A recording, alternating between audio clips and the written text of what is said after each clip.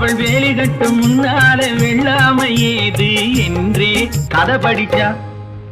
அவ வேலி கட்டும் முன்னால வெள்ளாமை ஏது என்றே கதை படிச்சா. அவன் காதலுக்கும் பின்னாலே கல்யாணம் வருமா என்றே கையடிச்சா. அவன் காதலுக்கும் பின்னாலே கல்யாணம் வருமா என்றே கையடிச்சா.